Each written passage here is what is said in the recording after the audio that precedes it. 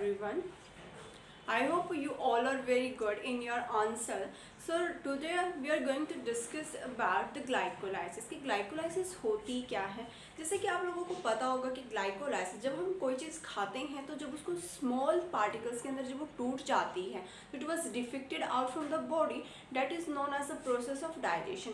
So in the process of glycolysis हम यहाँ पे पढ़ने वाले हैं कि जो भी हम स्टार्च वगैरह कार्बोहाइड्रेट्स वगैरह लेते हैं तो वो किस तरीके से ब्रेक डाउन होते हैं, जो ग्लूकोज होता है वो आगे फर्दर किस तरीके से डिग्रेड आउट हो जाता है. तो this process is known as glycolysis. So here in this topic we are going to discuss about where the process of glycolysis occurs, how many steps it has, and what is the another name of glycolysis, and some special cases we are going to discuss here.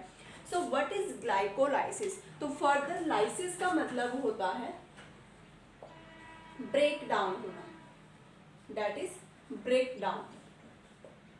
मतलब कोई चीज जब टूटती है उसको हम बोलते हैं ब्रेक डाउन. तो यहाँ पे लाइसिस किसका होता है? तो बेसिकली जो हमारे पास कॉम्प्लेक्स थिंग्स होती हैं, what we are having the complex things, वो किस में डिग्रेड आउट हो जाती है? सिंपल थिंग्स में. कॉम्प्लेक्स थिंग्स जब सिंपल थिंग्स में टूटना शुरू हो जाती हैं, that process is known as lysis. So where the process of glycolysis occurs, it occurs in the cytoplasm. कहाँ पे होती है बच्चों? ये होती है साइटोप्लाज्म के अंदर. तो टोटल स्टेप्स यहाँ पे कितने होते हैं? 10 स्टेप्स होते हैं. कितने होते हैं? 10 स्टेप्स होते हैं. होती कहाँ पे है? साइटोप्लाज्म में. Total steps 10 steps. इसका अनदर नेम क्या होता है? इसको हम बोलते हैं एम्बेडेड मेयरहोफ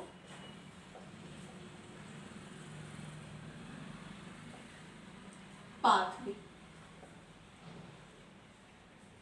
इसके अंदर टोटल 10 स्टेप्स होते हैं, जिसमें से जो हमारे पास फर्स्ट 5 स्टेप्स होते हैं उनको हम बोलते हैं यूटिलाइज, जहाँ पे क्या होता है? एनर्जी को यूज करता है ये. और जो बाकी के 5 स्टेप्स होते हैं वो होते हैं पे ऑफ, जहाँ पे ये हमें एनर्जी प्रोवाइड करता है. So what is glycolysis? Glycolysis is a process in which the breakdown of glucose occurs.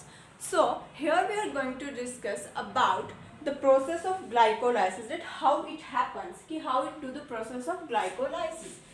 So next we are moving ahead towards the process of glycolysis step by step. So first step क्या होता है? We are having a 6 carbon sugar, that is glucose. That glucose is a 6 carbon compound. That is a 6 carbon compound. This glucose utilize one ATP molecule. That is, it utilize ATP, adenosine triphosphate का एक ATP ले लेती है, ADP में convert हो जाती है.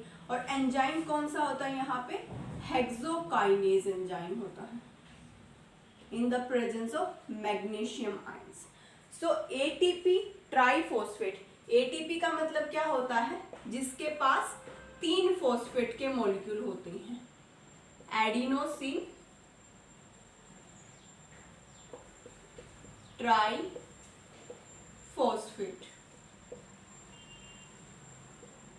Next हमारे पास होता है ADP, दैट इज एडिनोसिन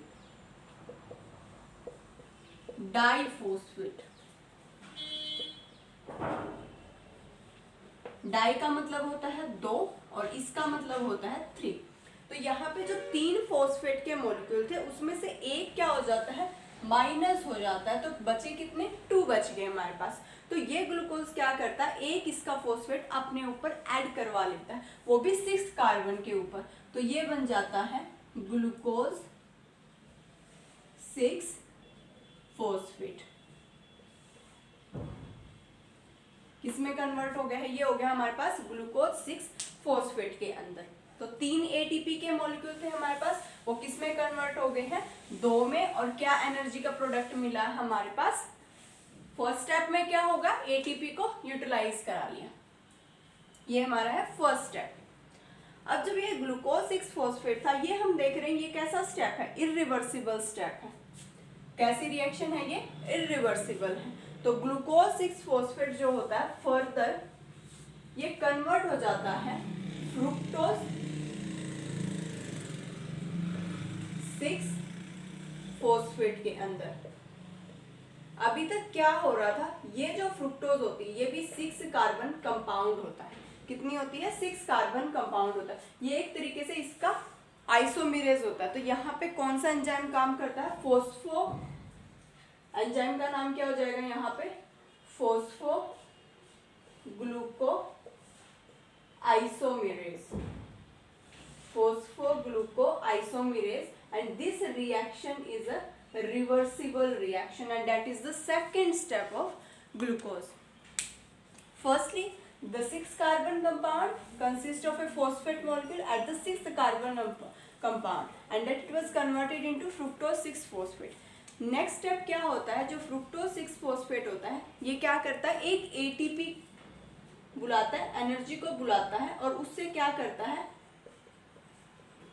एक और फॉस्फेट ले लेता है। इसके पास 6th कार्बन पे तो है ही फॉस्फेट, अब ये एक और एटीपी से एक और फॉस्फेट ले लेता है तो ये कन्वर्ट हो जाता है हमारे पास फ्रुक्टोज 1,6 बिसफॉस्फेट में। किस में कन्वर्ट हो गया हमारे पास? फ्रुक्टोज 1,6 बिसफॉस्फेट के अंदर। आई होप इतना क्लियर है आपको। बहुत ही इजी रिएक्शंस है जिसको आप बहुत ही फटाफट से कर सकते हैं। तो यहाँ पे क्या हो जाता है? एटीपी एडीपी, और यहाँ पे एंजाइम कौन सा काम करता है? यहाँ पे क्या था? इसको आइसोमेरेज किया गया। यहाँ पे क्या किया गया है? एक फॉस्फेट लगाया गया है। तो यहाँ पे कौन सा एंजाइम आ जाएगा? फोस्फो फ्रुक्टोकाइनेज। तो यहाँ पे अगर जब भी काइनेज वर्ड लिखा होता है ना, काइनेज का काम होता है फॉस्फेट के मॉलिक्यूल को ऐड ऑन कराना। तो अभी तक कितने स्टेप हो गए हैं? First, second and third step. Fructose 1,6 bisphosphate जो था यहाँ पे आता है, फिर हमारा फोर्थ स्टेप में आता है एल्डोलेज एंजाइम। कौन आता है? Aldolase enzyme. ये एल्डोलेज एंजाइम क्या होता है? इसको 3 कार्बन शुगर में ब्रेक डाउन करता था, 2 शुगर के अंदर। एक होती है हमारे पास डाईहाइड्रोक्सी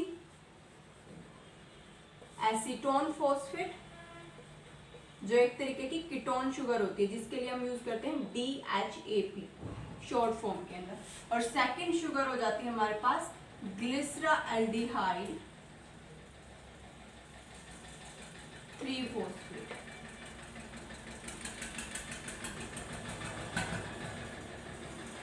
तो जो ये ग्लिसराल्डिहाइड 3 फॉस्फेट की 4 स्टेप हो गई है, तो यहाँ पे क्या हो जाएगी? जो डाईहाइड्रोक्सी एसीटोन फॉस्फेट होती है ये क्या करेगी? अपने आप को ग्लिसराल्डिहाइड 3 फॉस्फेट में कन्वर्ट कर लेगी, जिसकी वजह से हमें क्या मिलेगा?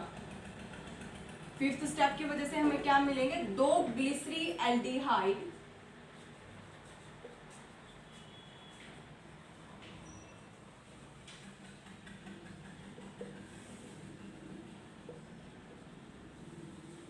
थ्री फॉस्फेट मिल जाएंगे।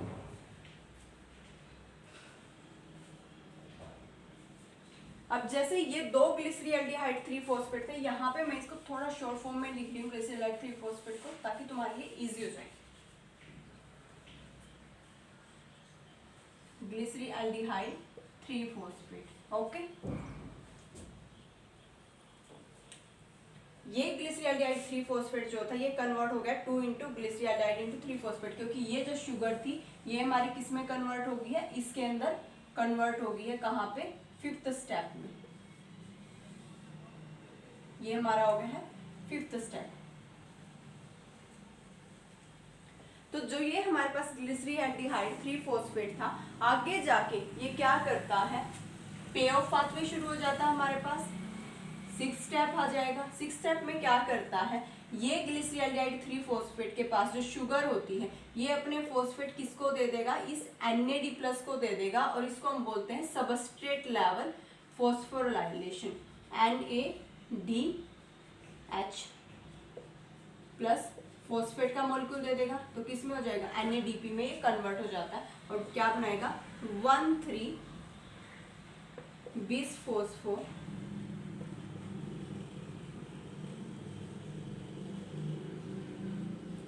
1,3 बिस फॉस्फो ग्लिसरेट में, कि जो हमारे पास ग्लिसरील्डिहाइड 3 फॉस्फेट था इसको थोड़ा इस तरीके से कर लो, क्योंकि ये क्या है 2 मॉलिक्यूल है। तो 1,3 बिस फॉस्फो एक मॉलिक्यूल कितने क्या बनाया 1,3 बिस फॉस्फो, सेकंड मॉलिक्यूल भी सेकंड बनाएगा तो कितने मॉलिक्यूल हो जाएंगे हमारे पास 2 हो जाएंगे। तो ये हमारे पास 6 स्टेप हो गया 1,3 बिस फॉस्फो ग्लिसरेट।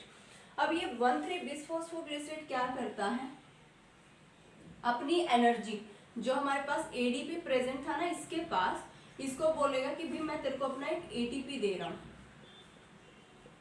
अब क्या करेगा, अपना ये फॉस्फेट का मॉलिक्यूल एक दे देगा तो क्या बच जाएगा हमारे पास 3 फॉस्फो ग्लिसरेट, 3 फॉस्फो ग्लिसरेट इसमें कन्वर्ट हो गया, क्योंकि फर्स्ट वाला जो ATP था वो तो इसने इसको दे दिया तो किसमें कन्वर्ट हो गया, डाई से ट्राई बन गया ये तो 3 फॉस्फो ग्लिसरेट हो गया यहाँ पे। और यहाँ पे कौन सा एंजाइम काम करता है, यहाँ पे एंजाइम करता है glycerate 3 phosphate dehydrogenase, glycerate 3 phosphate dehydrogenase. और यहाँ पे कौन सा काम करेगा, फॉस्फो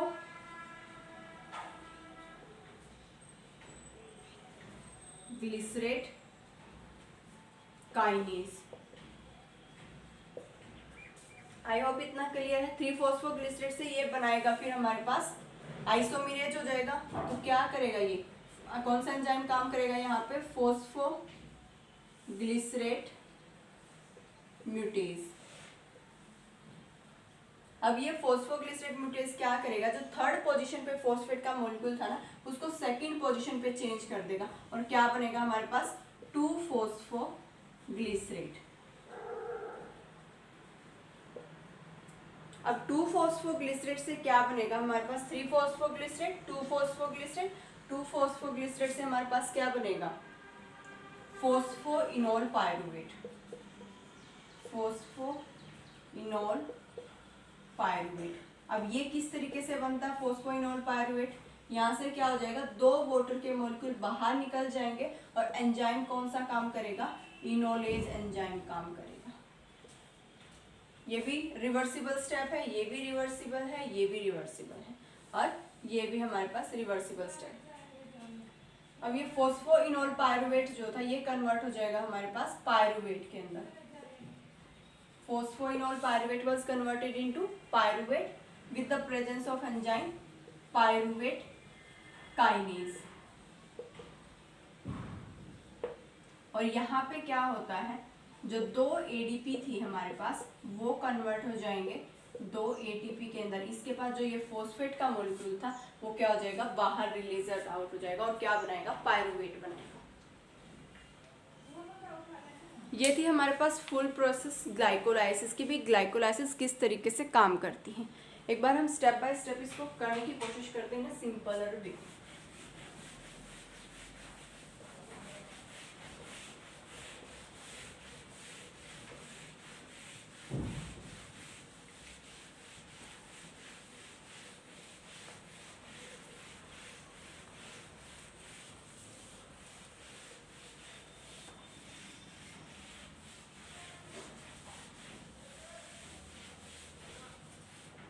अब मैं इनको थोड़े शॉर्ट फॉर्म में लिखने जा रही हूँ। अगर किसी को डिटेल नेम चाहिए तो वीडियो को पॉज करें और लिख लीजिएगा। फर्स्ट क्या था हमारे पास, ग्लूकोज था। फर्स्ट स्टेप में ग्लूकोज आया, ये कितना था 6 कार्बन कंपाउंड था, ये कन्वर्ट हो गया हमारे पास ग्लूकोज 6 फॉस्फेट के अंदर। अब ग्लूकोज 6 फॉस्फेट में कन्वर्ट हुआ है तो ऑब्वियस सी बात है एक ATP को इसने यहाँ पे कंज्यूम किया है और क्या बना दिया है ADP। आई होप इतना क्लियर है। ग्लूकोज 6 फॉस्फेट से हमारे पास ये कन्वर्ट हो गया फ्रुक्टोज 6 फॉस्फेट में, और ये जो फ्रुक्टोज 6 फॉस्फेट था ये कन्वर्ट हो गया हमारे पास फ्रुक्टोज 1,6 बिस फॉस्फेट के अंदर। किसमें कन्वर्ट हो गया है, फ्रुक्टोज 1,6 बिस फॉस्फेट में ये कन्वर्ट हो चुका है। अब ये 1,6 में कन्वर्ट हुआ है तो ऑब्वियस सी बात है यहाँ पे भी एक एटीपी का मॉलिक्यूल को कंज्यूम किया है इसने, और एटीपी से क्या बना दिया है, एडीपी में ये कन्वर्ट हो चुका है। Fructose 6 phosphate was converted into again fructose 1,6 bis phosphate. अब यहाँ से ये जो 6 कार्बन कंपाउंड था इसकी स्प्लिटिंग होती है।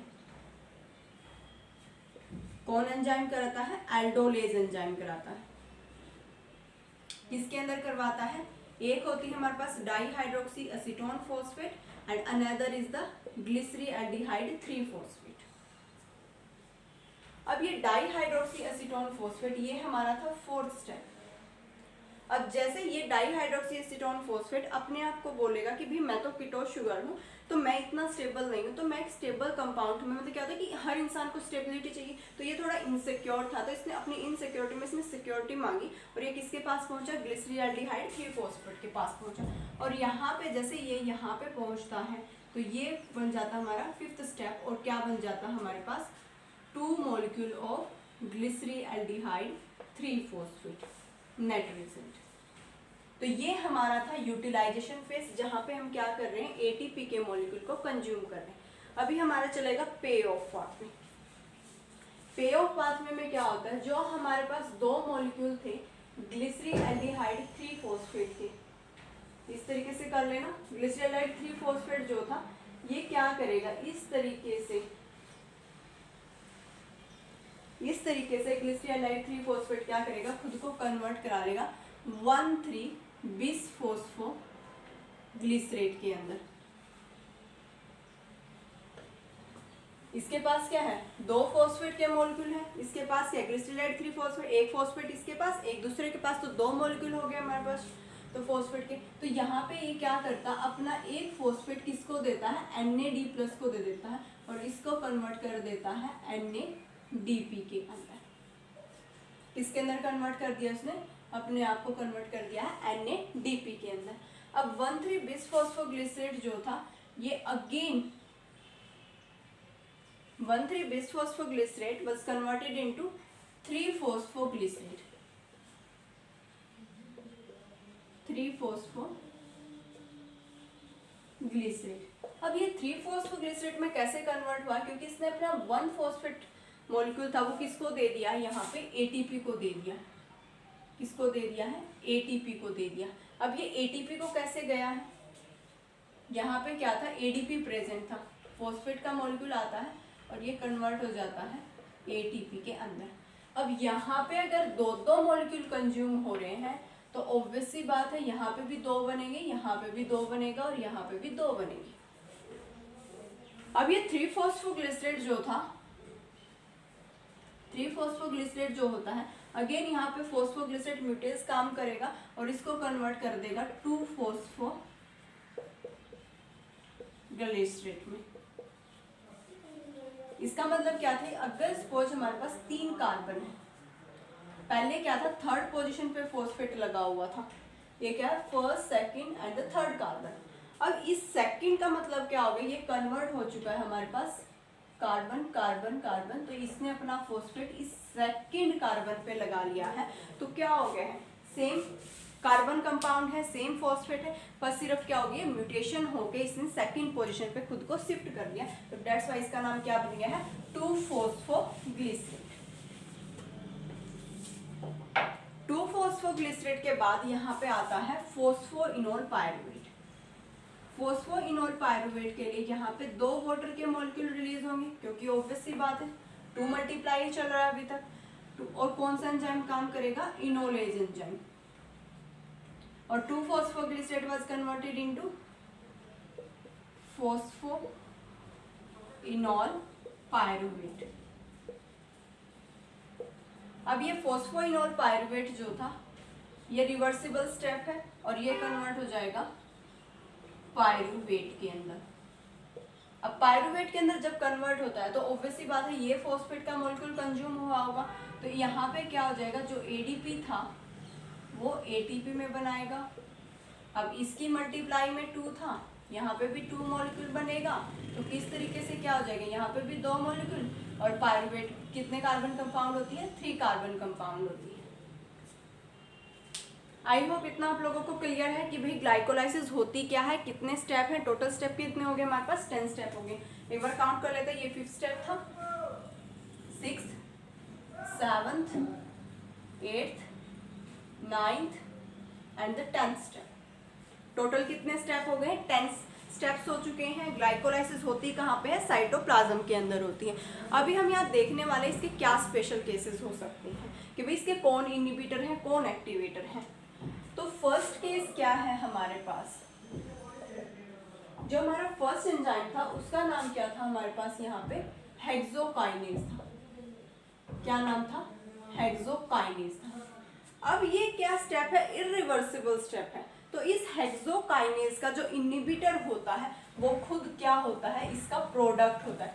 ये क्या है, सबस्ट्रेट है और ये क्या इसका प्रोडक्ट होता है। तो इस हेक्सोकाइनेज का जो इनिबिटर होता है, जो इसको काम करने से रोकता है, वो क्या है हमारे पास, glucose 6 phosphate.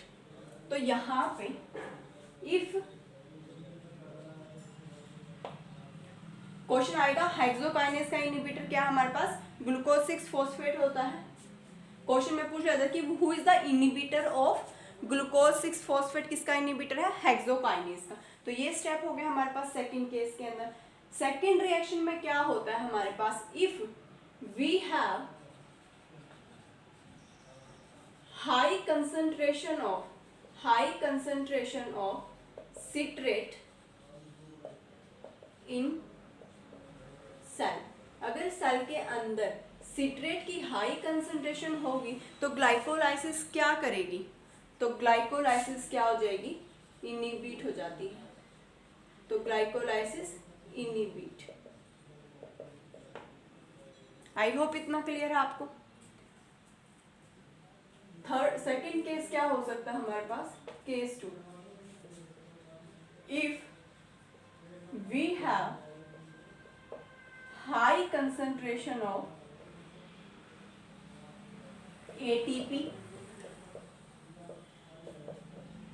NADH, acetyl coenzyme में, तो ग्लाइकोलाइसिस क्या करेगी, तो ग्लाइकोलाइसिस यहाँ पे भी inhibit.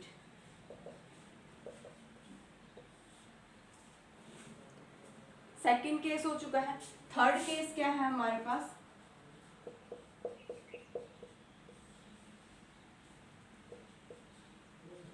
If high concentration of AMP, NAD+,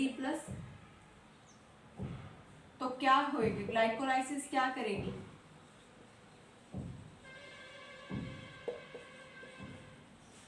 occurs की ग्लाइकोलाइसिस होगी।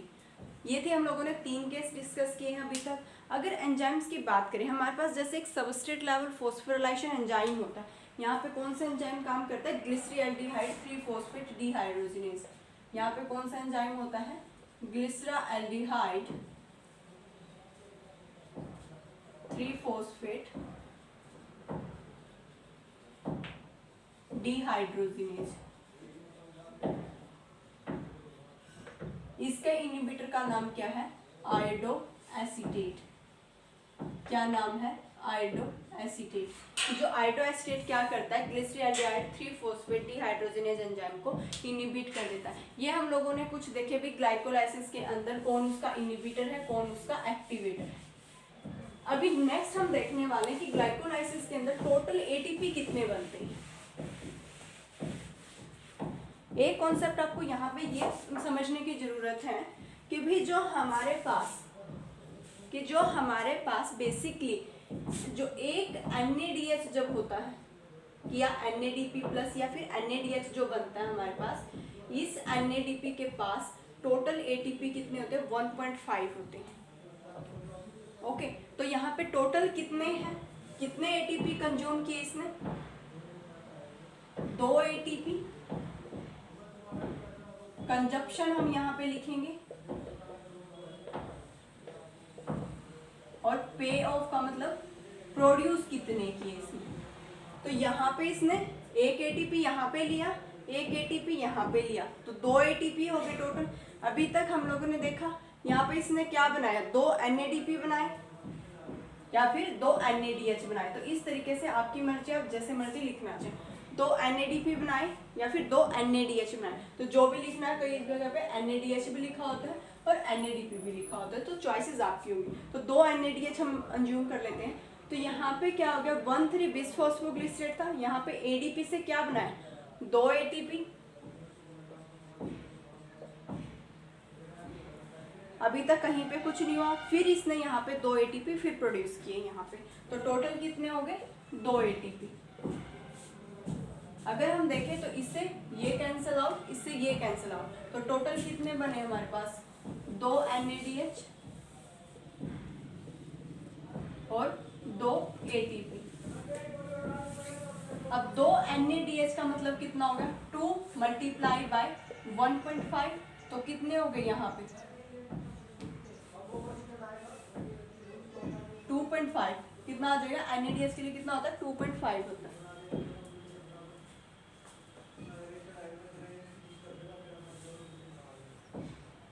कितना होता है, 2.5 होता है। और 1.5 किसके लिए होता है, FADH2 के लिए। अगर FADH2 प्रोड्यूस होता है तो रिएक्शन के अंदर वहां पे कितने ATP बनाता है, वो 1.5 बनाता है। अगर NADP बन रहा है तो 2.5 बनाता है। तो 2 × 2.5 कितना हो गया हमारे पास, 5 ATP हो गए।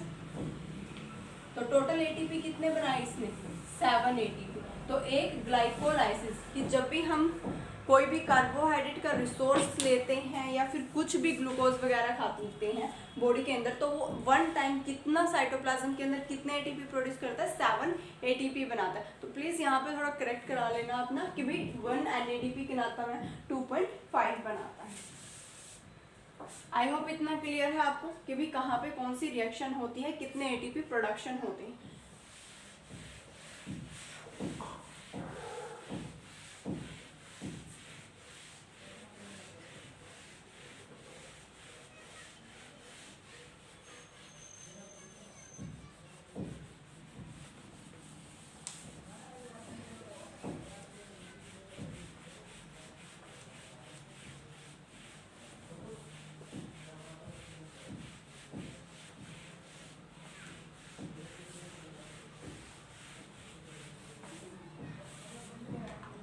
नेक्स्ट हम देखेंगे कि ग्लाइकोलाइसिस पाथवे के अंदर कौन उसका एक्टिवेटर होता है, कौन इनिबिटर होता है।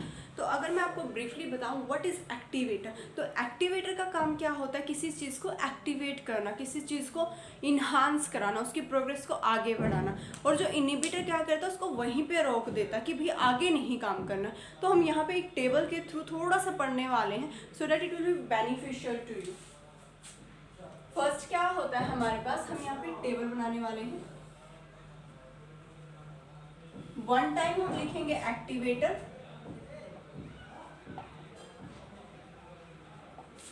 और यहाँ पे हम लिखेंगे इनहिबिटर। ओके, या हमारे पास 3 ही स्टेप होते हैं ग्लाइकोलाइसिस के अंदर जो क्या होते हैं, इरिवर्सिबल होते हैं। और वहां पे फर्स्ट एंजाइम क्या था हमारे पास, हेक्सोकाइनेज। इस हेक्सोकाइनेज का कोई एक्टिवेटर नहीं है, पर लेकिन इसका इनहिबिटर होता है कौन, ग्लूकोज 6 फॉस्फेट। जो इसका खुद का प्रोडक्ट होता है वही इसका इनहिबिटर होता है इन केस ऑफ हेक्सोकाइनेज। फिर हमारे पास सेकंड स्टेप था फ्रुक्टोज 6 फॉस्फेट से जब फ्रुक्टोज 1,6 बिसफॉस्फेट बनता है तो वहां पे एक एंजाइम काम करता है जिसको हम बोलते हैं फोस्फो फ्रुक्टोकाइनेज। कौन सा होता है, फोस्फोफ्रुक्टोकाइनेज होता है। तो इस फोस्फोफ्रुक्टोकाइनेज का जो एक्टिवेटर होता है उसका नाम बेसिकली क्या है हमारे पास, डेट इज फ्रुक्टोज 2,6 बिसफॉस्फेट इसका एक्टिवेटर है।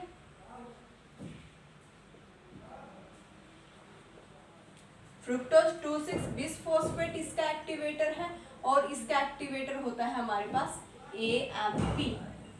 और वहीं इसके इनहिबिटर कौन सा होता है, ATP या फिर सिट्रेट, वो क्या है इसके इनहिबिटर है। थर्ड हमारे पास एंजाइम था पायरूवेट काइनेज।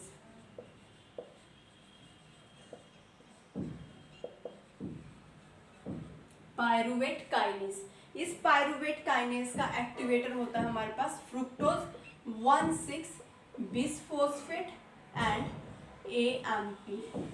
इनहिबिटर क्या होता है इसका, ATP acetyl coenzyme A. Activator में इसके NADP प्लस नहीं आता है, NADP प्लस है, और यहाँ पे क्या है, NADP है। आई होप इतना क्लियर है आप लोगों को। नेक्स्ट इसके कुछ इनहिबिटर होते हैं, जैसे कि हमारे पास एक एंजाइम होता है इनोलेज, जो बेसिकली फोस्फोइनोल पायरुवेट बना रहा होता है। तो इस इनोलेज का इनहिबिटर होता है फ्लोराइड। क्या होता है, fluoride. And the fifth step के अंदर जो हमारा फिफ्थ एंजाइम होता है जिसको हम बोलते हैं ग्लिसरीएल्डिहाइड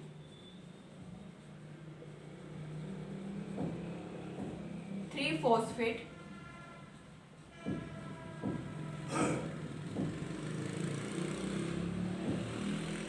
डिहाइड्रोजिनेज।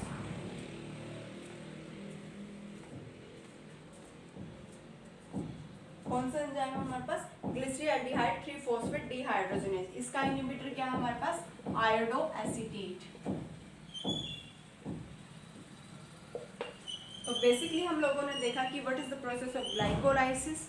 सो हम लोगों ने देखा ग्लाइकोलाइसिस होती क्या है, ये कहाँ पे होती है, टोटल स्टेप कितने हैं, इसका अनदर नेम क्या है, और यहाँ पे ये जो प्रोसेस हमने ग्लाइकोलाइसिस की है ये बिल्कुल डिटेल के अंदर है, जो हेल्प करने वाली है, चाहे वो बच्चा +1 क्लास के अंदर हो, if you are in a BSc masters, whether you are preparing for any competitive exams, it will be helpful. It cover every single, कह सकते हैं कि everything is not possible, but still I try it to be in a good way to explain you. So if you like the video, please do like the video. It will help me to motivate me to make more videos. Thank you so much.